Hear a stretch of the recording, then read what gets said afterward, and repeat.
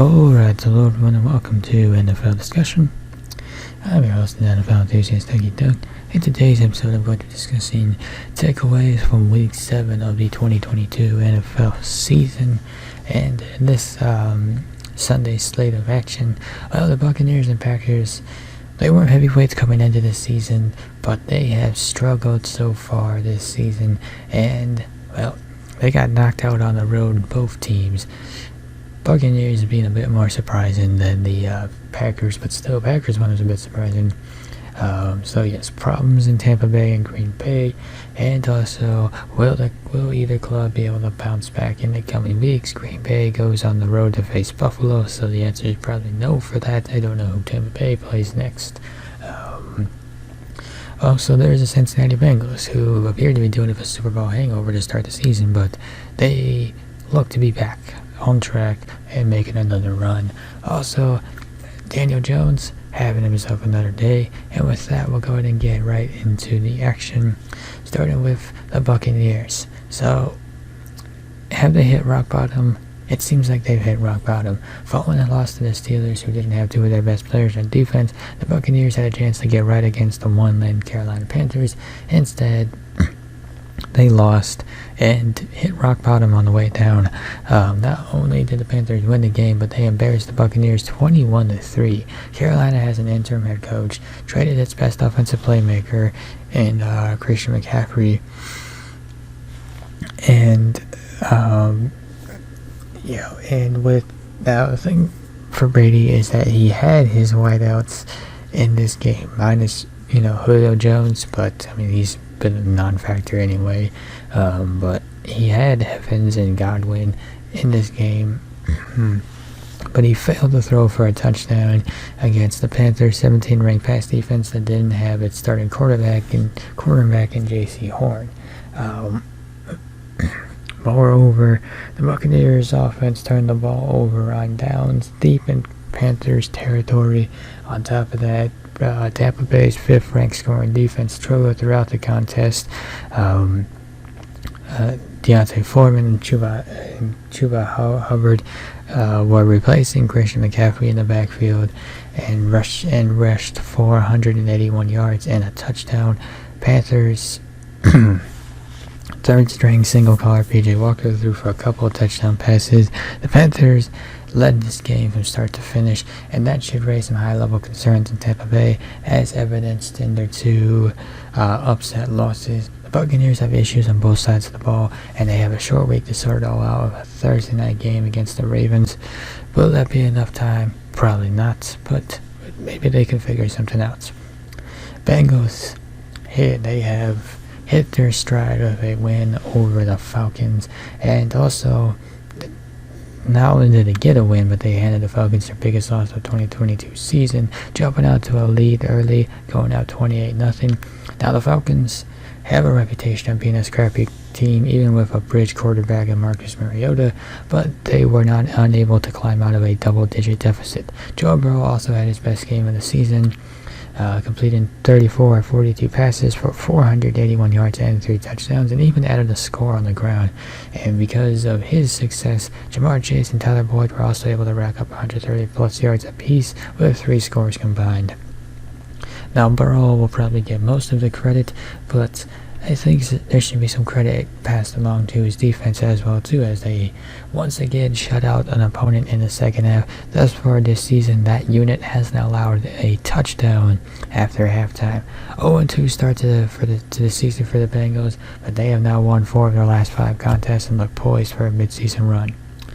Packers, in their game against the Commanders, they were lacking their run game, and they had some issues with drops. That certainly played a factor in them losing yet another game, this one being their 3rd straight loss. So they have the backfield talent of Aaron Jones and A.J. Dillon to control games and wear down defenses, yet they lost the time of possession battle, which played a major factor in this loss. Also, Jones and Dillon rushed 12 times for 38 yards combined. That is also a problem. Without their ground attack, the Packers had a longer distance to move the chains on later downs and went 0-7 on 3rd and 4th down situations. Also, Romeo Dobbs had some issues with the drops, A lot of responsibility on Aaron Rodgers in this game, who threw for 194 yards and 2 touchdowns. The Commanders were able to match up well against this uninspiring offense attack that the Packers put out on the field. On the other side of the ball, aside from a pick six, the Packers defense underperformed for most of the game. Taylor Heineke, who's the backup quarterback, took just 1 sack, and Washington went 7 of 16 on third downs. The Packers offense featured Jones in passing attack, which was nice to see. He hauled in 9 of 10 targets for 53 yards and 2 touchdowns, but with just 23 yards on the ground, he's rushed for fewer than 50 yards in 4 7 outings this season. Dillon has also failed to reach that threshold in 5 contests. Now, David Bakhtiari also missed this game with a knee injury, which prevented the team from making the changes they want on the offensive line, and perhaps things get back on track with Bakhtiari's return. Maybe they can get their rushing game going, but for now their offense is uneven, which is a problem because their defense is underachieving. Giants. Daniel Jones has given himself making a case to extend his future with the Giants. So perhaps going into the season, it was thought that Daniel Jones was just going to be a placeholder for the next quarterback. He was going to be a placeholder for the next quarterback in Brian Daboll's second year. Well, Daniel Jones has made a case to rethink that narrative.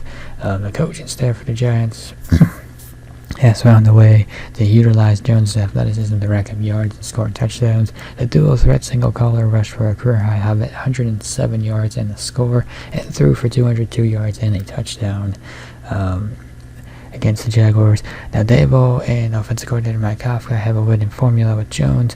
Don't expect him to throw for 300 yards in the game, though, as he's yet to do such a thing through the first 7 weeks. Maybe he will, but again, don't expect it. But the Giants use his mobility, which is an integral part of their rushing offense, which is top 5. For the season, he's rushed for 343 yards and 3 touchdowns. The Giants were able to beat up the Jaguars 23-17 in a game that was certainly close. Since Big Blue's quick rise under Daboll is, I guess, becoming old news, maybe. If that is the case, then perhaps the focus should shift to Jones' chance to remain the lead quarterback in New York beyond his contract year of 2022. I guess then the question is, how much would he be worth? How much would the Giants be willing to pay? That's certainly going to be an interesting one to figure out. On the Sunday Night Football to wrap up this episode of NFL Discussion. So, starting with the Steelers. Kenny Pickett completed 32 of 44 passes for 257 yards, 1 touchdown and 3 interceptions, adding 20 yards on the ground on 3 rushing attempts. So the final pick of the evening came on the last possession of the game as the Steelers marched up the field in the 2-minute drill. Down 6, Pickett tossed an underthrown ball to the front corner of the end zone, which was picked off in an acrobatic toe-tapping fashion by Noah Abanahi. I don't think I said that right, but I gave it my best attempt.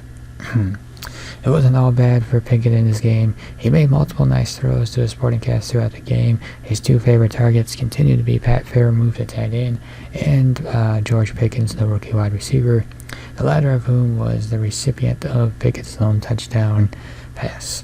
Now, the processing and decision-making will certainly improve as the Steelers prepare for a trip to Philadelphia to take on the league's last remaining undefeated team in Week 8, and also that Philadelphia defense. It's going to be interesting to see how Pickett handles that, because if he struggles, that defense will give him fits, and Mitchell Trubisky will not fare any better. So, biggest takeaways for the Steelers coming out of this game: their offense, well, depending on how you look at it, remains offensive. The defense put forth a valiant effort. Sure, there was 4 dropped interceptions, but the offense continues to disappoint. The offensive line continues to be a problem. Najee Harris is yet to top 100 scrimmage yards this year. Talented receivers are being held in check, and there is the confidence of rookie quarterback Kenny Pickett, who continues to flash potential even with the bad throws when faced with all of this adversity. Now, the Steelers showed some fight in this game. They were never out of it, but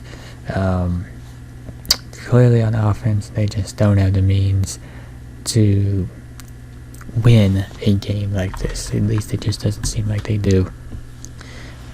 Dolphins. Tua Tagovailoa completed 21 of 35 pass attempts for 261 yards and a touchdown, adding 15 yards on the ground on 4 rushing attempts. Also, I hope Mike McDaniel's telling Tua to slide, because on one of those rushing attempts, he put his head down and tried to run over the defender, which, respect, but also, dude, you're coming off a concussion. Let's not get crazy right off the bat. Tua and the Dolphins, though, came out firing against the Steelers, capping off their opening drive with multiple chunk gains and an 8-yard touchdown pass on a broken play. Now, the touchdown would be the only one of the game for the Dolphins, who basically spent the rest of the game trading blows with the Steelers' defense as the entire second half was scoreless. Tua showed no effects of the concussion and back injuries that had him out the previous 2.5 games, keeping the Dolphins in the driver's seat for the duration of the game. I mean, hey, is it really all that surprising? You get your driver back behind the wheel, and now you're back to winning football. No disrespect to Bridgewater or Thompson, but you guys aren't the starter here. There's a reason why Tua is the starter. Miami marched the field on their first possession of the second half, only to fail to convert on a 4th down inside the red zone and turn the ball over on downs. Ultimately, they would hold on for the win with 25 seconds to play. Tua and the Dolphins will now turn their sights to a reeling Lions team for a Week 8 game in Detroit. Credit to the Lions, man. Coming off a bye, weren't able to have everybody healthy, but they put forth. But they still know how to put forth a good effort. I don't know if that will be enough against the Dolphins, but maybe we'll see. And as for the Dolphins' defense, they stood tall in this game. Granted, the Steelers' offense has struggled this season, but the Dolphins made sure that continued. Defense created turnovers, 3 interceptions, especially one to seal the game too. So, I think with Tua back in the fold, the Dolphins, with this win, they're getting back on track. They're picking up where they left off. And, look out for this Miami team, because they could do some damage. And with that, we'll go ahead and wrap up this episode of NFL Discussion. If you enjoyed this episode, be sure to hit that like button down below.